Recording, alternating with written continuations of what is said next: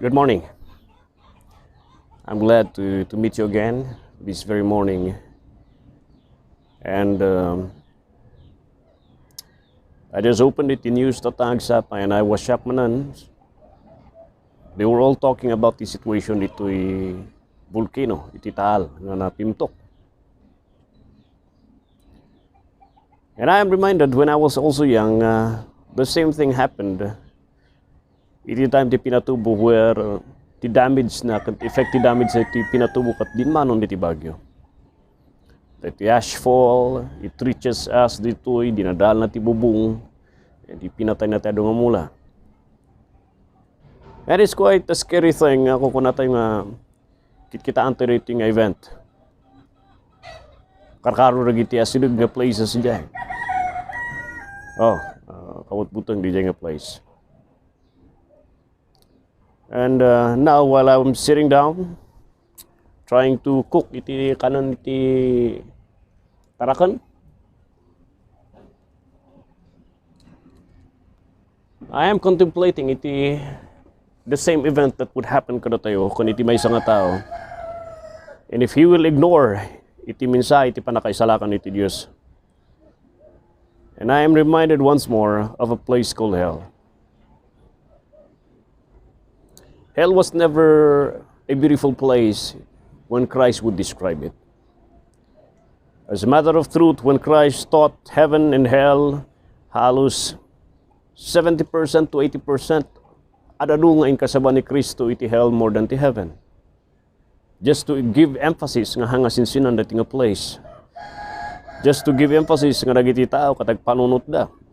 Handa nga itantan ti panangawat kini Kristo Jesus.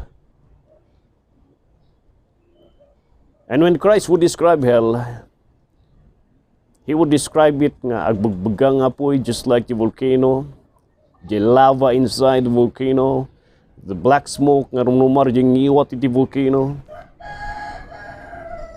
the ashes, dagitang angutan iti tao, it is not a clean air. And I am reminded of that place where the Lord has prepared kadagitihan nga agbabawi kung naglalastog latat isanganan iti Diyos. They would still trust the religious ceremony, they would still trust iti aramida da iso ti mangisalakan. And trying to see the description niya po, iti hell, uray ti Old Testament, he described it. But by using the situation in the Old Testament, iti place called Tophet. In the Old Testament time, there is a place outside the walls of Jerusalem where when they were conquered,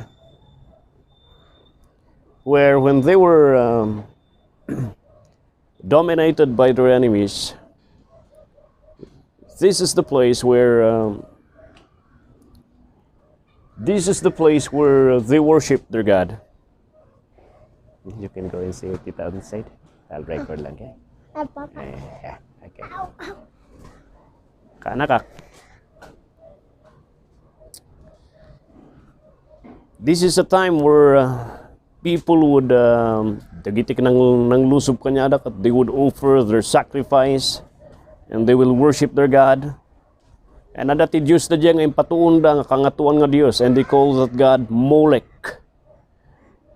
Dati Molech nga dito kat it is the God where if you want to be blessed supremely and highly by Molech, there is a great price nga sukat na nga ikastam.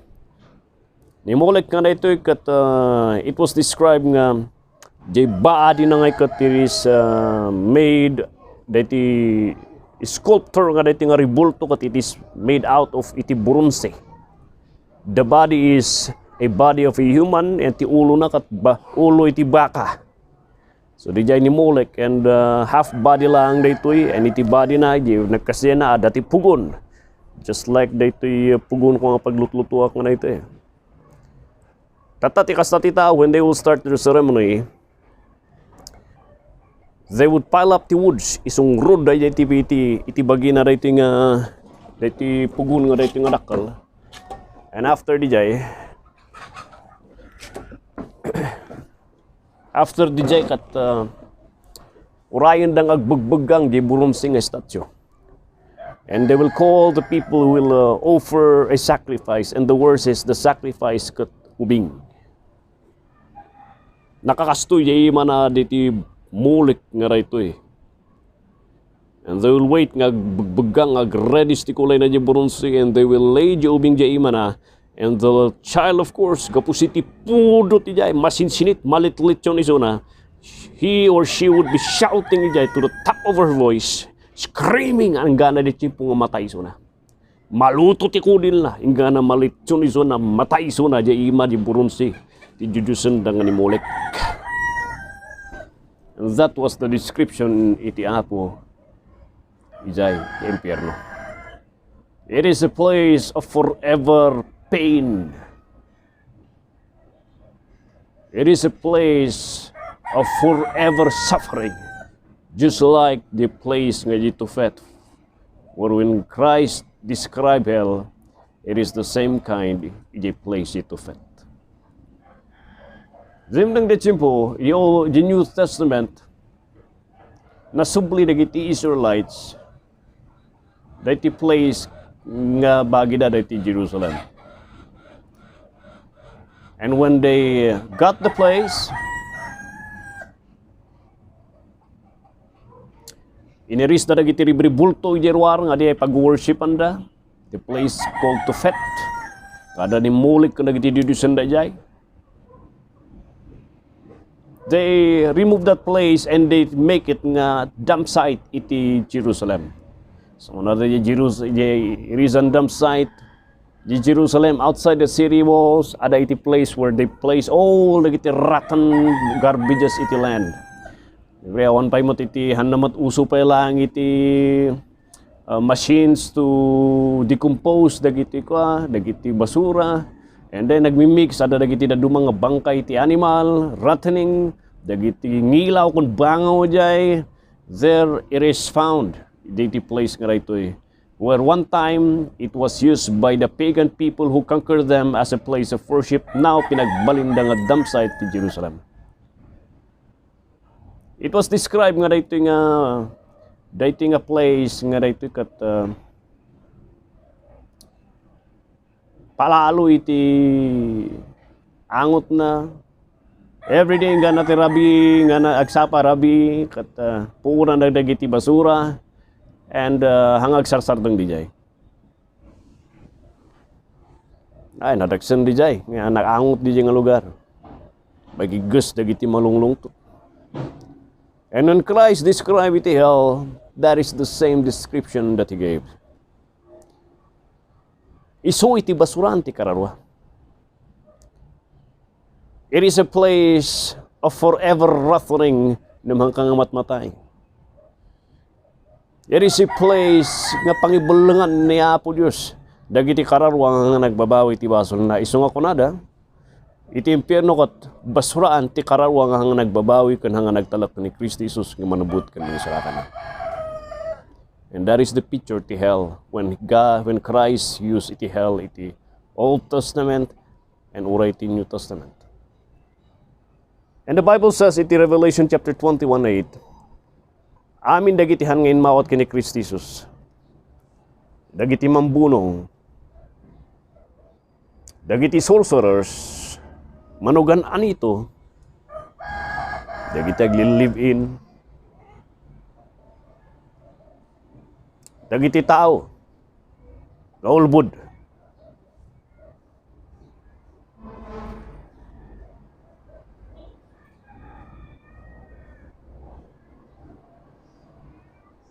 Dagiti tao nga manang lukloko ti kakaduada.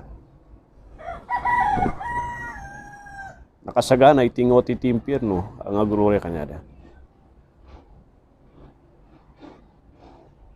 It is a scary event indeed. Iti 2 Corinthians chapter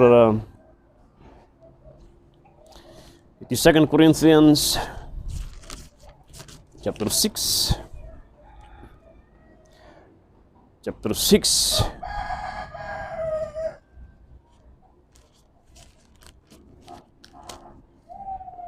Ano? 1 Corinthians chapter 6, verse 9. Amin dagiti agribribulto.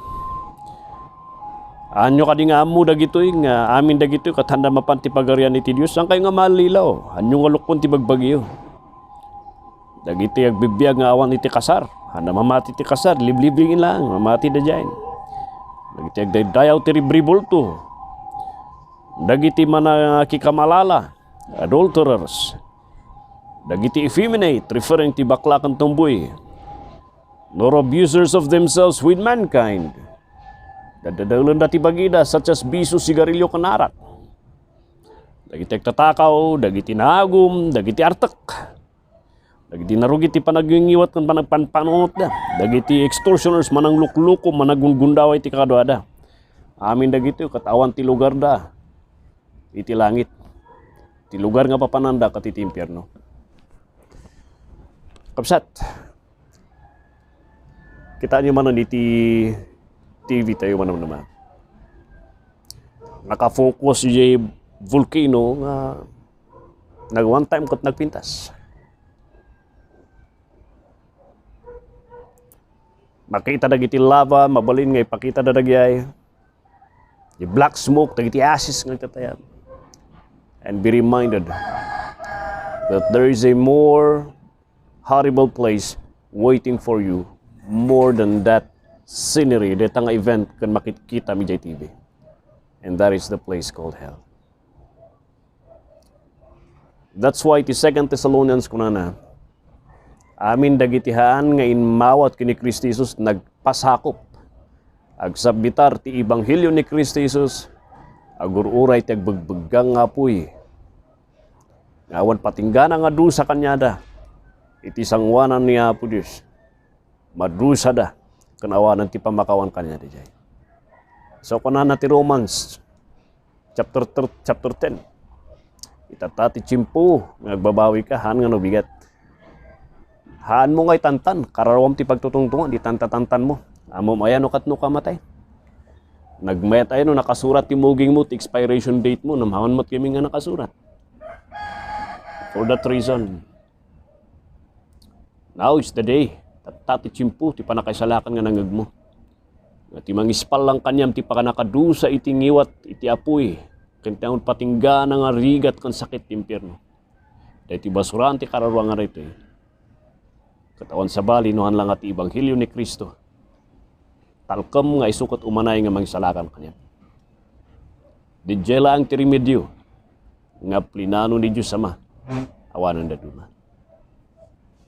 Kapsa tagpakpakasa. Sapay kuma. Sapay kuma taawatam. Talkom ni Kristi Jesus nga manubot kang mangisalakan mo. Ipudnom ti ngiwat mo nga nagapu ti pusom. Nga aksiptara misuna. Baban ti pamati nga umanay kan anayom nga di panakatay, panakaikali na, kan panagungar na. Kat umanay, manakabalin di jay. Nga mangidap ti unget ni Apo Diyos nga ibulang da katibaybay kan iti basuran iti impirno. Basuran ti kararuang ay so ti impirno. Kasi ti impirno. Sapay kumata panunutan tayo. Panunutan tayo ti biyag tayo. Anla nga ti panpangutan tayo kat di material, di kwarta kan bumaknangan tayo, kan di makan tayo. Panunutan tayo mat. Ngagpaiso. Agsisinarunon, itididigra nga umumay.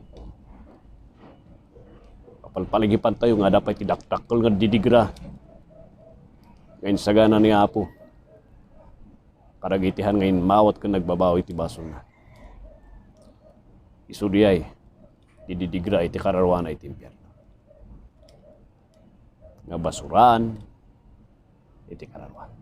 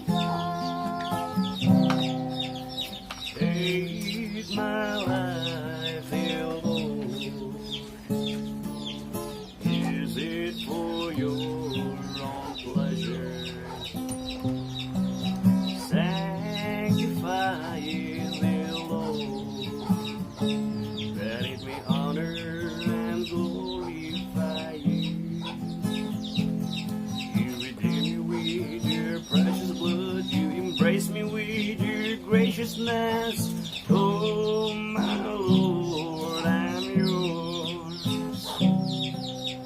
What a wonderful grace